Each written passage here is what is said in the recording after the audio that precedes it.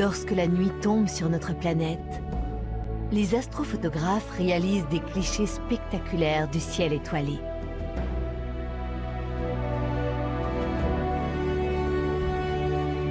Ils nous montrent des phénomènes célestes comme nous ne les avons jamais vus. Et nous emmènent à leur poursuite sur les 5 continents. Allons voir de plus près. Aujourd'hui, le Chili. Avec le photographe iranien Babak Tafrechi, nous allons monter à des hauteurs vertigineuses et découvrir un ciel étoilé éblouissant au-dessus de l'hémisphère sud de notre planète.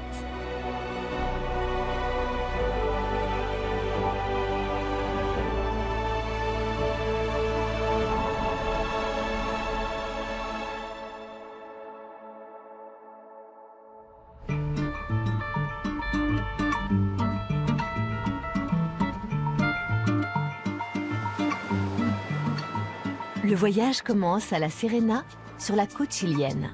Nous sommes en avril et la saison chaude touche à sa fin.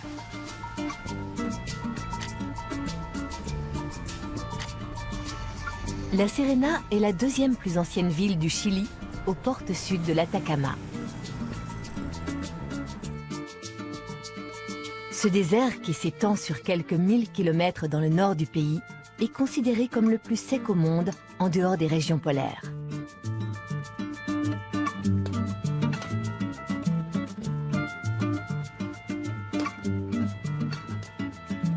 À la veille de son départ pour les contrées sauvages, Babak vérifie une dernière fois son équipement.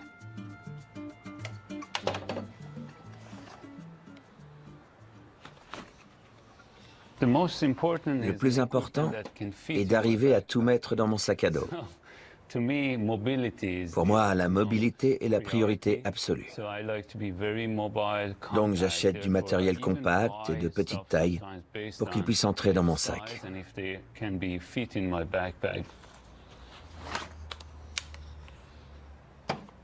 Contrairement à beaucoup de ses confrères, Babak se contente de 2 ou 3 appareils photo, de trépieds légers et d'un matériel astronomique compact. Il s'en remet davantage à son intuition qu'à la technologie.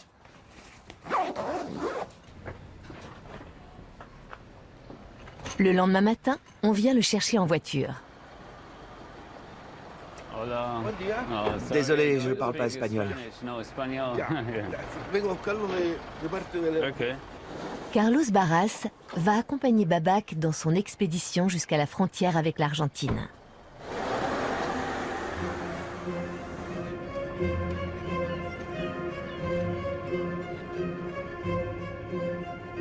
Première étape, la vallée de l'Elqui, située à environ 70 km de la Serena, dans les contreforts des Andes.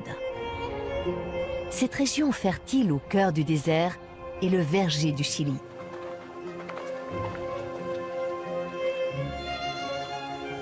La vallée de l'Elqui est réputée pour son raisin que l'on exporte ou que l'on transforme en pisco dans l'une des nombreuses distilleries locales. Cette liqueur de vin est conservée dans des fûts en bois avant d'être mise en bouteille.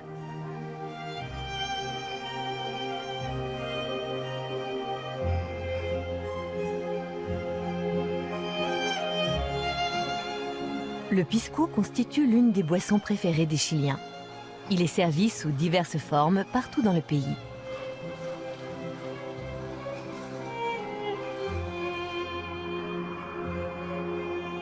Les 2 hommes empruntent la route des étoiles. Babak souhaite passer la nuit dans un lieu insolite. Un hôtel conçu spécialement pour les amoureux des astres.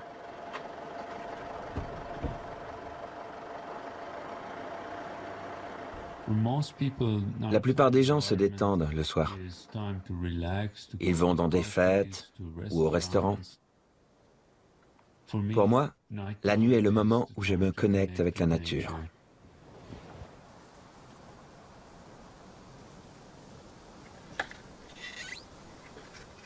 Dès son arrivée, Babak installe ses appareils pour réaliser ses premières séquences en accéléré. J'ai des amis partout dans le monde. Je me lie facilement avec les gens. Je voyage beaucoup mais depuis l'adolescence, mon meilleur ami est le ciel nocturne.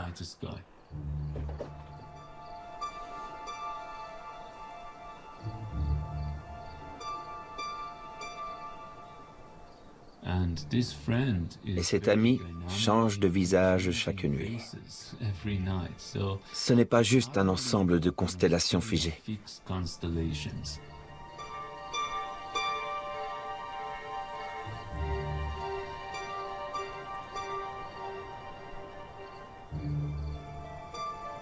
Cette nuit, la lune presque pleine éclaire les montagnes. Grâce à des capteurs ultrasensibles, les images obtenues semblent avoir été prises à la lumière du jour. Contrairement à l'œil humain, un appareil photo peut distinguer les couleurs la nuit. Bon nombre d'étoiles ne sont pas visibles à l'œil nu. C'est ce qui fait de la vallée de l'Elqui une destination prisée des astronomes amateurs. Ces dernières années, tout un secteur de l'industrie touristique s'est spécialisé dans ce créneau.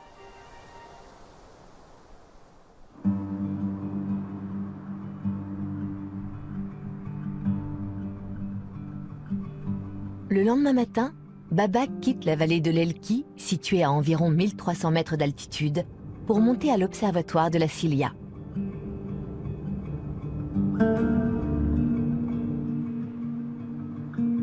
Sur le col du mont La Silla, à 2400 mètres d'altitude, trônent les télescopes de la station. Elle a été construite dans les années 60 par un institut pan-européen. Le désert d'Atacama s'est révélé un site idéal pour les astronomes du monde entier.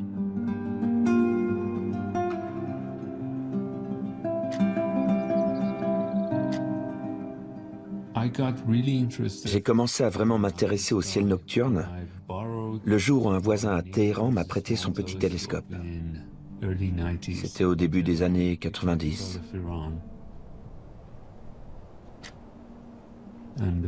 La première fois que j'ai observé la Lune, j'ai été tellement ému que ça a quasiment changé ma vie.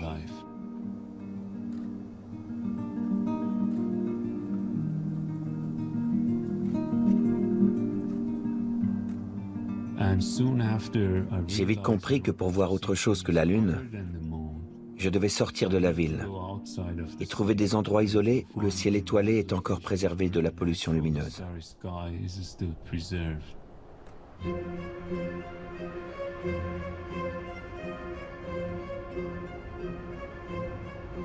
L'altitude et l'aridité du désert créent des conditions exceptionnelles pour observer toute l'année le ciel de l'hémisphère sud.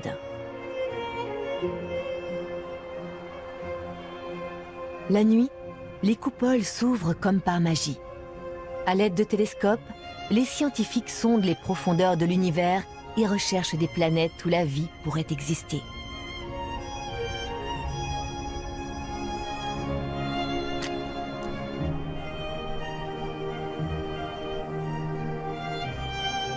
Babak passe du temps à trouver les bons emplacements pour ses appareils photo. Parfois, ça ne prend qu'une heure, mais bien souvent, il lui faut toute la nuit pour fixer sur la pellicule le mouvement des corps célestes comme il le souhaite.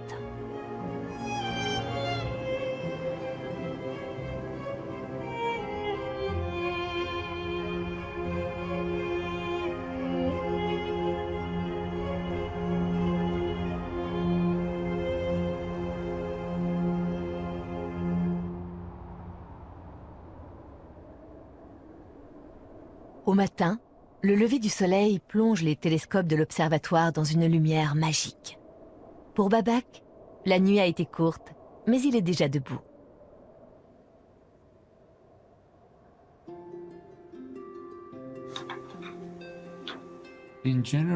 En général, chaque photo exprime le point de vue du photographe.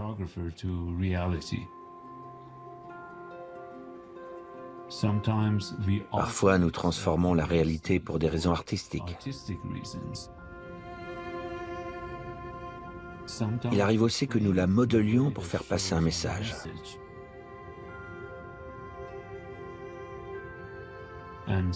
Et parfois, nous voulons représenter la nature de la façon la plus réaliste possible.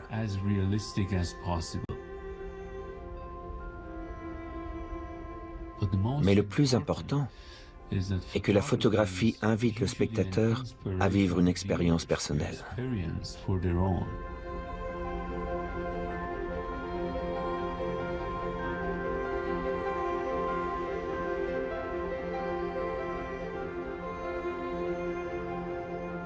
Selon des estimations prudentes, on peut distinguer à l'œil nu entre 3000 et 6000 étoiles lorsque les conditions météo sont bonnes. Toutes font partie de notre galaxie, la Voie lactée, dont le centre est surtout visible depuis l'hémisphère sud.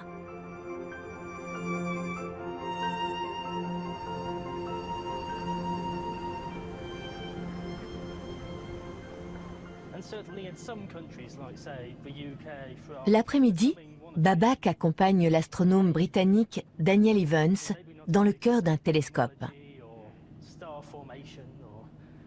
Comme lui, les chercheurs viennent des 4 coins du globe pour passer quelques semaines au Chili et rassembler des données pour leur projet.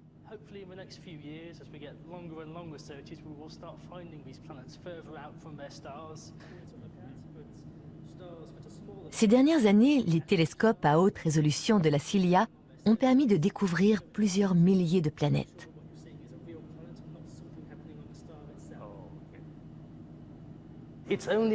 Cela fait à peine 20 ans que nous connaissons l'existence d'autres planètes que les 8 de notre système solaire. C'est tout nouveau. Nous faisons actuellement beaucoup de découvertes et il en reste énormément à faire, ce qui est une bonne nouvelle. Il y a toujours beaucoup de choses que nous ignorons, dont nous débattons et que nous ne comprenons pas.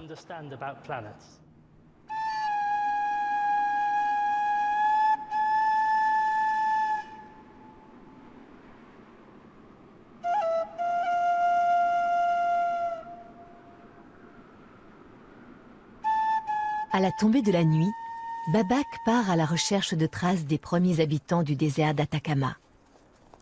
Il a entendu parler de dessins rupestres vieux de plusieurs millénaires à proximité de l'observatoire.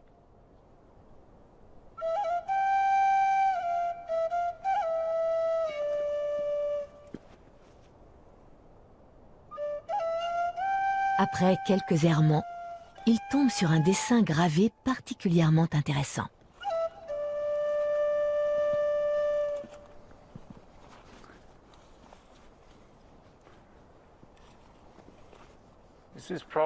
C'est sans doute le pétroglyphe le plus détaillé que j'ai vu dans la région.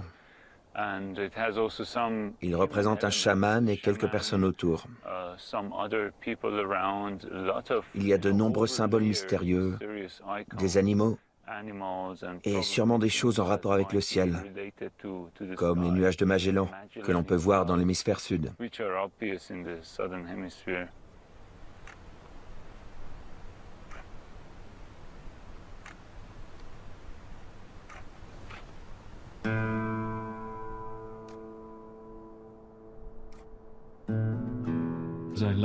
J'aimerais montrer le lien entre ce témoignage très ancien et le passé de l'univers.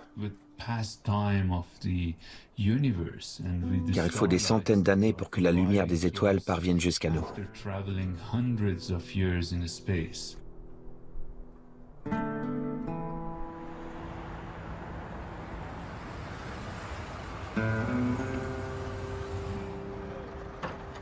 Le lendemain, Carlos ramène Babak à l'aéroport de La Serena.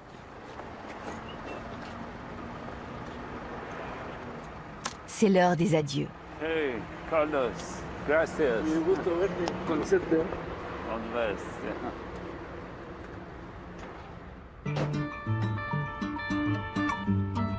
Le voyage se poursuit dans le nord du Chili, dans des régions encore plus hautes et plus sombres du désert d'Atacama. La ville de Calama doit son importance et sa richesse aux mines de cuivre. C'est aussi une étape pour les voyageurs qui se rendent dans le nord-est du pays. Je présume que tu es Babak. Oui, enchanté. Bienvenue dans le désert d'Atacama. À Calama, Babak est attendu par Javier Baldibia, un guide de montagne qui va l'aider à trouver les bons motifs pour ses prises de vue. Alors comme ça, tu viens d'Iran. Oui. C'est un beau pays que je n'ai pas eu la chance de visiter. Mais on m'a dit que les gens étaient très gentils. On est réputé pour ça. Mais en ce moment, les personnes qui viennent en Iran sont rares. Avant, c'est un des pays les plus touristiques du monde.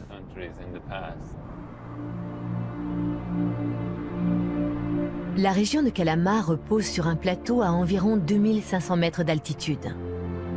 À l'horizon, se dressent les volcans de la chaîne des Andes où se rendent les deux hommes.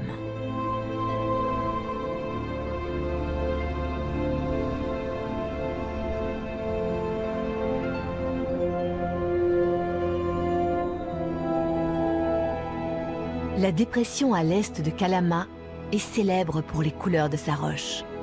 Elles lui ont donné son nom, Vallée de l'Arc-en-Ciel.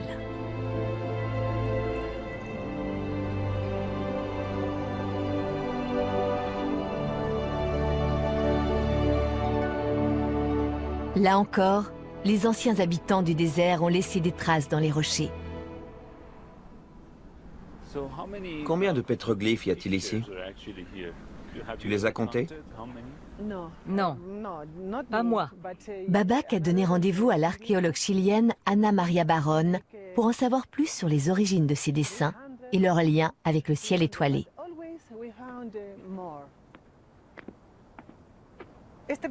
Ce rocher se trouve dans un endroit très particulier. Nous sommes dans la région de Hierbas Buenas, où l'homme a sans doute commencé à domestiquer le lama. La représentation de la nature a été le premier motif dans l'art rupestre. Il s'agit très certainement d'entrer en relation avec quelque chose de plus élevé que nous, parce que c'est ce qui nous donne la vie. Nous savons que la vie a un début et une fin. Et après, cette gravure nous livre une piste que nous ne pouvons pas expliquer, mais seulement saisir intuitivement.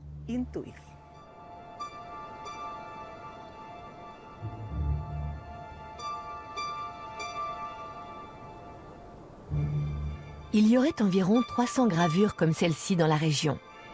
Selon les archéologues, la vallée de l'Arc-en-Ciel se situait sur la route que les caravanes des tribus autochtones empruntaient pour traverser les Andes.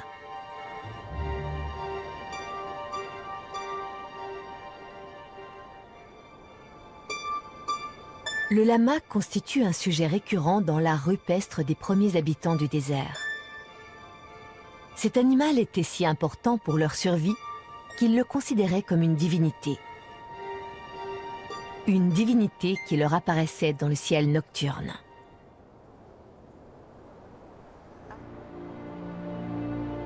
Dans les zones sombres de la Voie lactée, ils ont décelé la figure d'un lama. On retrouve le même culte chez d'autres peuples de l'hémisphère sud. En Australie, les aborigènes vénèrent une constellation tout à fait semblable qu'ils associent à l'émeu, un oiseau du désert.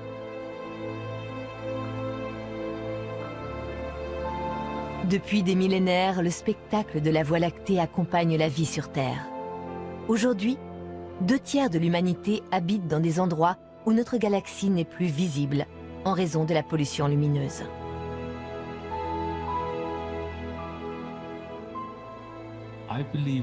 Voir de ses propres yeux la Voie lactée dans le ciel nocturne est une expérience que chaque personne sur cette planète devrait vivre.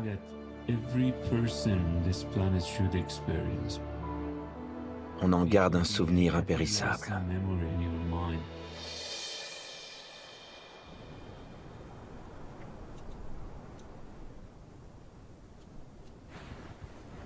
Ce soir, Babak passe la nuit à plus de 3000 mètres d'altitude pour s'habituer au climat et à la concentration réduite d'oxygène dans l'air.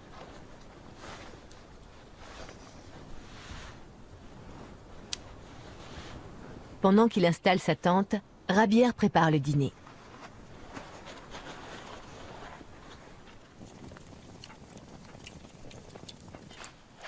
Belle nuit. Oui.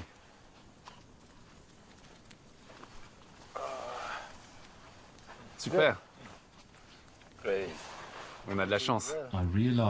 Je me suis rendu compte que le meilleur moyen de renouer avec nos origines et de comprendre notre place dans l'univers était d'explorer le ciel nocturne.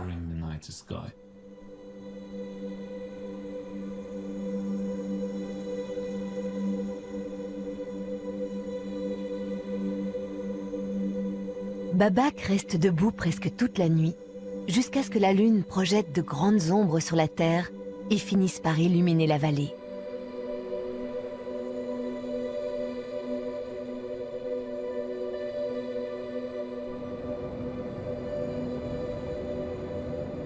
Le lendemain, les deux hommes reprennent la route vers San Pedro de Atacama.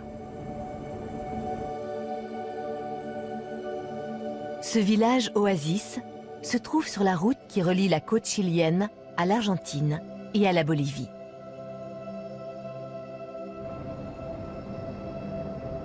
Il compte près de 2000 habitants et attire environ 50 000 visiteurs par an.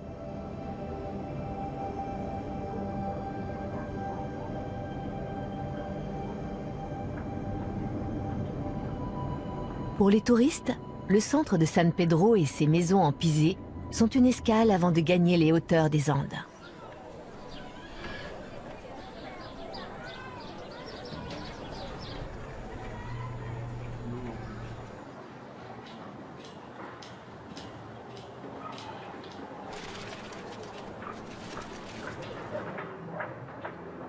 L'après-midi, les plans de Babak sont brusquement contrariés.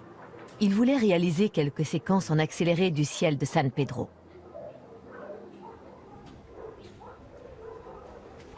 Ce soir, c'est complètement couvert. Il y a une tempête dans le désert. Ici, il pleut 2 fois par an, dont une aujourd'hui. En même temps, je suis tellement épuisé par la nuit dernière que je vais en profiter pour me reposer.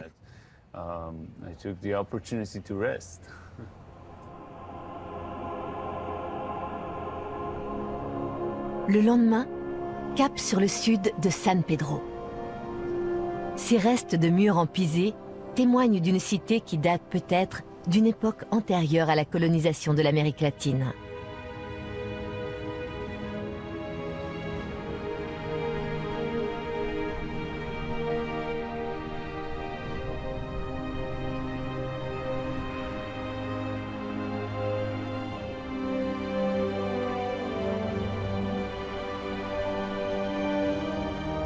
Au cœur de ce désert inhospitalier, des cours d'eau ont créé une oasis. Ils se déversent plus au sud, dans le salar d'Atacama.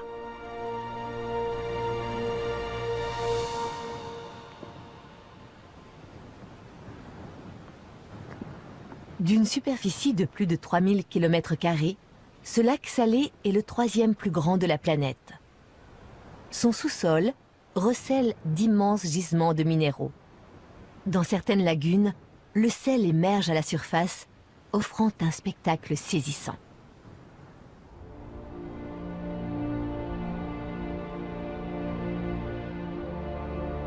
Une oasis non loin de San Pedro abrite une autre attraction de la région. Ces télescopes appartiennent à l'observatoire privé de l'astronome français Alain Maury, qui a réalisé un rêve dans ce désert du bout du monde.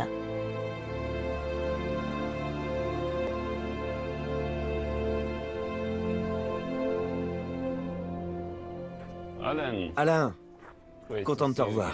Ça fait combien de temps? 2 ans. On dirait que ça en fait 20. Ah non, plutôt 2 semaines. Ça passe si vite.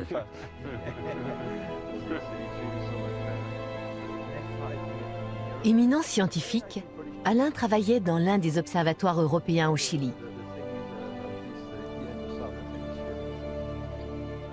Il propose désormais des visites guidées aux touristes et loue des télescopes aux astronomes amateurs du monde entier. Ces derniers peuvent télécommander les instruments optiques par Internet et télécharger les photos.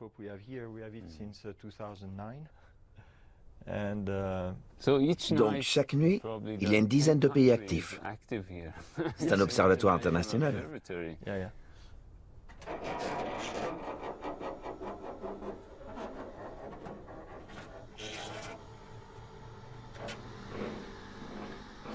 Et la nuit, tu ouvres tous les télescopes.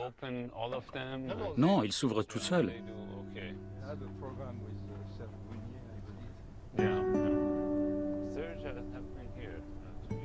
Alain a conçu et fabriqué lui-même un grand nombre de ces télescopes. Avant la tombée du jour et l'arrivée des touristes, Babak et lui ont le temps de discuter de leur passion commune.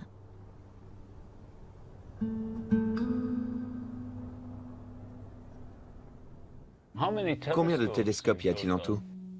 Je n'ai jamais compté. Entre ceux qui fonctionnent, ceux qui sont à l'entrepôt et ceux encore en construction, je dirais une trentaine. C'est une vraie ferme. Sauf qu'au lieu de planter des arbres, tu plantes des télescopes. Exactement. Il faut beaucoup de temps aux arbres. On a planté un poivrier il y a 8 ans. Il est grand comme ça. Pour les arbres, ce n'est pas l'endroit idéal, mais pour les télescopes, c'est parfait.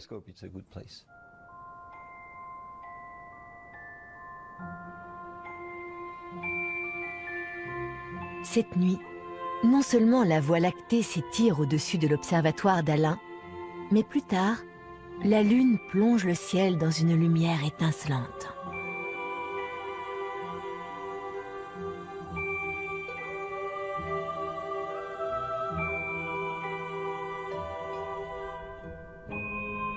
D'ici, on peut observer les nuages de Magellan, 2 petites galaxies voisines de la Voie lactée qui se trouvent à des centaines de milliers d'années-lumière de notre planète.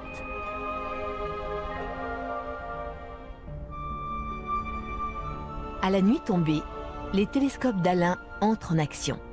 Beaucoup de ses clients n'observent pas le ciel uniquement pour le plaisir, ils effectuent eux-mêmes des recherches scientifiques.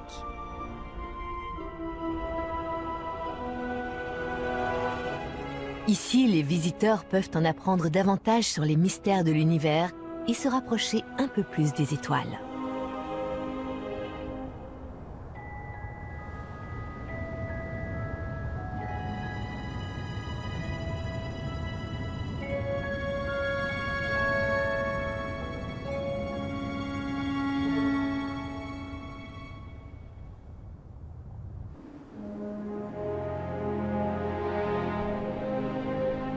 Selon les géologues, le désert d'Atacama est apparu il y a 15 millions d'années.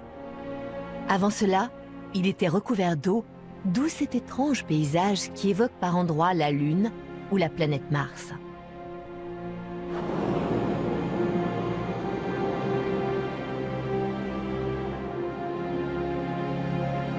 Après la région de San Pedro, au pied des Andes, nous montons à 3500 mètres d'altitude.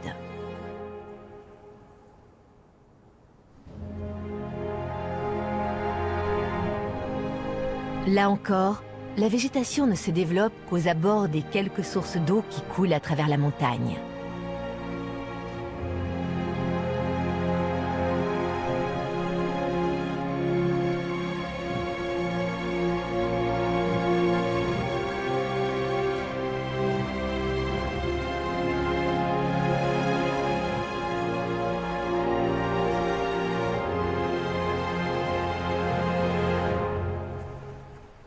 Cette nuit, Babak prévoit de prendre en photo un motif caractéristique du désert.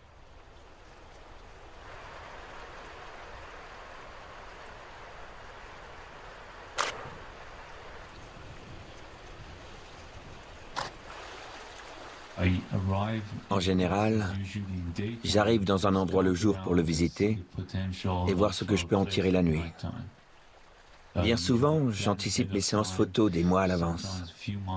Mais parfois, je ne me décide que quelques minutes avant, lorsque j'examine les lieux et que je me demande ce que je vais prendre au premier plan.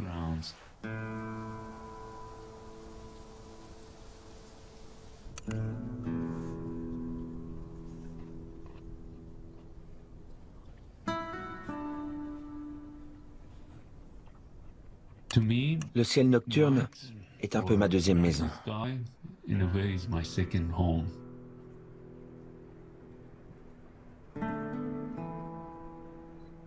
Malgré tout, quand je me retrouve seul dans un endroit reculé, je vis parfois des moments angoissants.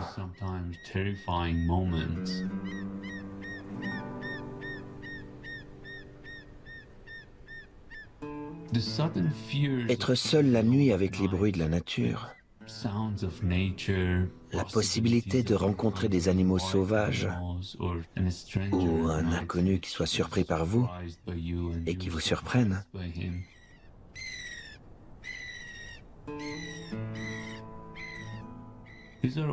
Tout ça génère des peurs, mais elles vont et viennent, car d'autres émotions surgissent en parallèle. Par exemple, le sentiment de capter la beauté de la nuit et de partager plus tard ce moment avec d'autres personnes.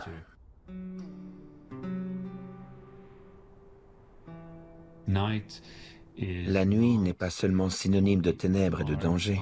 Je l'appelle la beauté obscure. C'est quelque chose qu'il faut explorer, apprendre à connaître et respecter.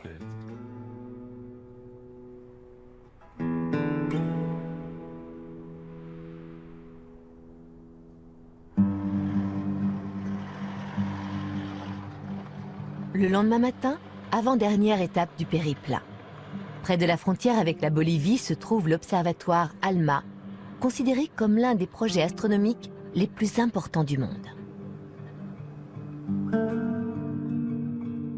Il se compose d'un centre de contrôle à 3000 mètres d'altitude et d'un télescope perché à 5000 mètres.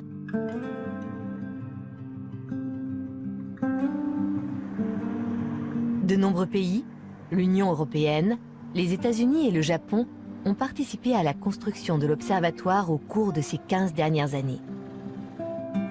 Babak fait d'abord une halte au camp de base. Il a rendez-vous avec un ingénieur qui va lui montrer les laboratoires high-tech.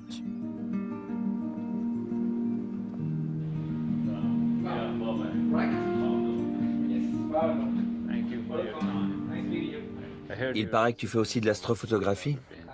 Oui, enfin... Des photos du ciel? J'ai regardé ta page Facebook, il y a de très belles photos. Pablo Carrillo fait partie de l'équipe chilienne de l'observatoire. Contrairement à la CILIA, ici, les ingénieurs et les astronomes occupent un emploi permanent. La particularité de l'observatoire ALMA est qu'il utilise non pas des télescopes optiques, mais un réseau de 66 antennes dont les données sont converties en un seul signal par un superordinateur. Au laboratoire, les instruments sont régulièrement démontés pour la maintenance. Leurs capteurs extrêmement sensibles enregistrent les moindres ondes radio dans l'univers. Ces appareils fonctionnent 24 heures sur 24? Exactement, c'est l'idée. Grâce au radiotélescope ALMA, les scientifiques peuvent observer des régions de l'univers qui étaient encore totalement inaccessibles il y a quelques années. ALMA peut capter des signaux très faibles du cosmos et réaliser des clichés d'éléments qu'on ne peut pas voir à l'œil nu, ni à l'aide d'un télescope optique. Avec ALMA, c'est possible. On peut voir des molécules dans l'univers, par exemple des particules de sucre ou d'alcool. On peut faire des choses incroyables avec ce système.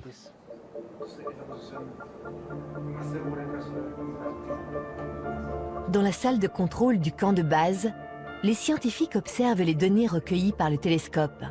Ils n'ont pas besoin d'attendre la nuit pour se mettre au travail, car les ondes radio peuvent être mesurées 24 heures sur 24. Des caméras vidéo surveillent les antennes du télescope installées sur le plateau de Charnantor, à 5000 mètres d'altitude. Avant de s'y rendre, Babak passe un examen médical. Monter en peu de temps à 5000 mètres n'est pas sans risque, et seules les personnes en excellentes conditions physiques en ont l'autorisation. On mesure le taux d'oxygène dans le sang pour détecter un éventuel mal des montagnes.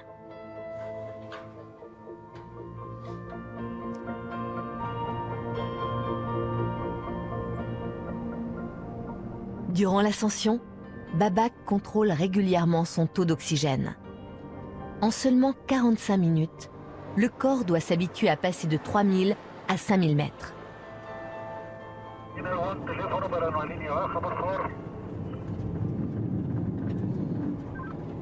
Je monte. Je suis au kilomètre 41. Dans un quart d'heure, je serai en haut et je pourrai vous appeler.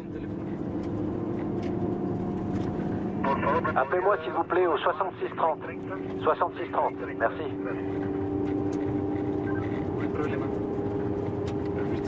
Tout va bien? Je sais pas. Il y a un problème?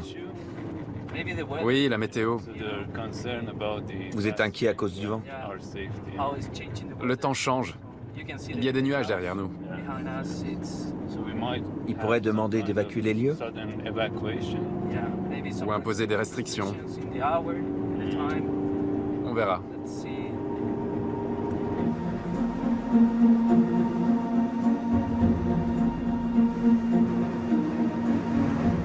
Les craintes se confirment.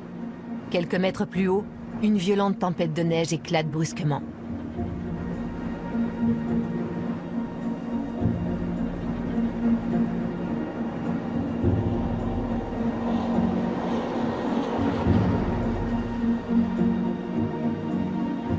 Mais Babak a de la chance, le site n'est pas évacué. Les deux hommes peuvent poursuivre leur ascension.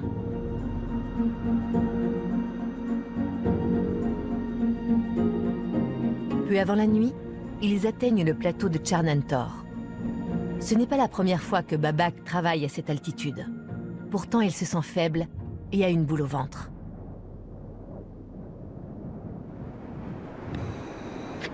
Il doit respirer de l'oxygène en bouteille.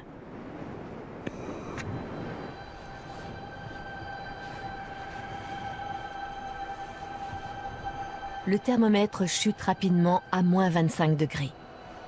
Malgré le vent glacial, Babak commence à installer ses appareils pour réaliser quelques séquences en accéléré.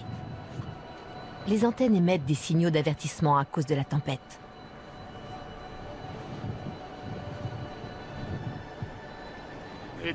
Cette nuit, c'est compliqué. Je ne sais pas quel genre de photos je pourrais prendre. Mais c'est toujours comme ça. L'astrophotographie se pratique la nuit dans des conditions inhabituelles et imprévisibles.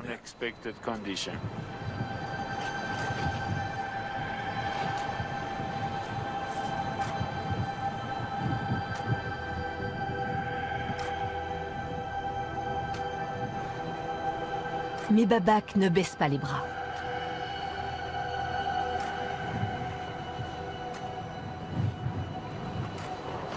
Ils ont gâché ma séquence en accéléré.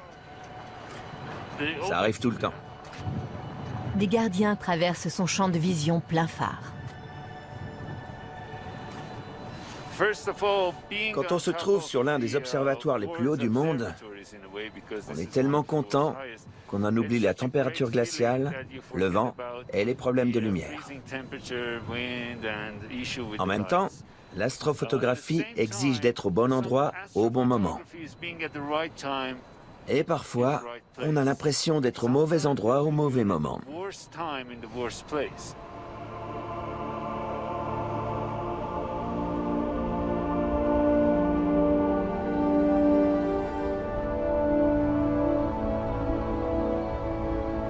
Babak est enfin récompensé pour sa ténacité et son acharnement. Il obtient des séquences en accéléré d'une qualité sans précédent.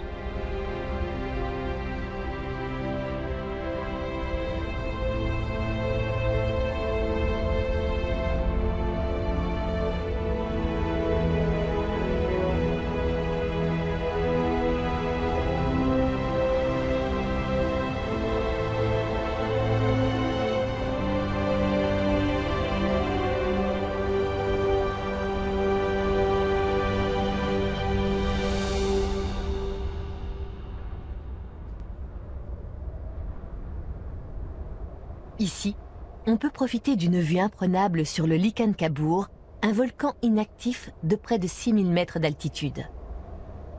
Avec son cône parfait, il est un emblème de la région et les autochtones le vénèrent comme une montagne sacrée.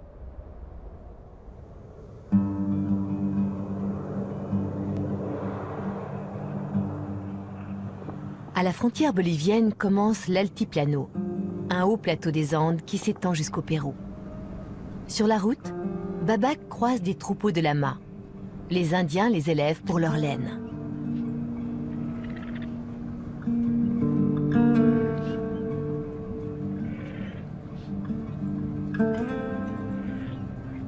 Quelques vigognes passent également devant son objectif.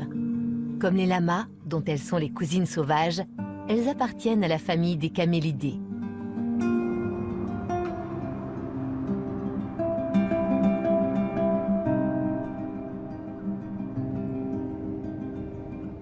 La destination finale du voyage est un lieu reculé de l'altiplano où deux cours d'eau se rejoignent.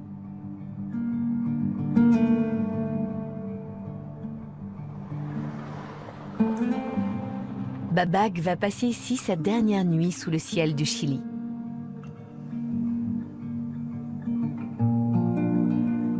À cette altitude, la température descend jusqu'à moins 15 degrés avant le coucher du soleil. C'est une épreuve de plus pour Babak et son équipement.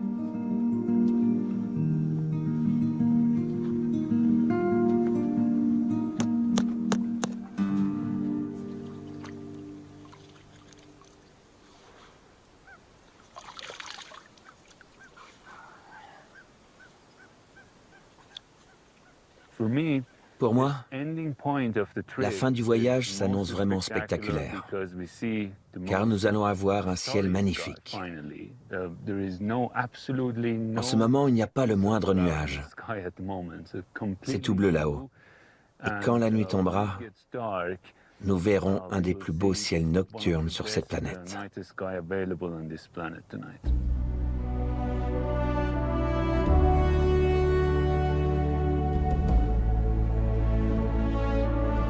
Le soir, l'altiplano montre son plus beau visage. Quelques flamants roses font une halte dans les lagunes à quelques 4500 mètres d'altitude.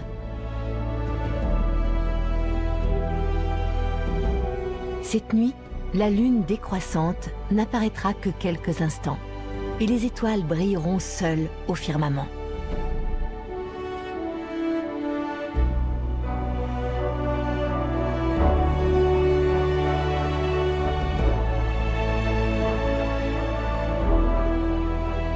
La Voie lactée déroule son ruban scintillant au-dessus des Andes. Aucune source de lumière artificielle ne vient troubler le spectacle. Un panorama tel que les premiers habitants du désert d'Atacama pouvaient l'admirer il y a des milliers d'années.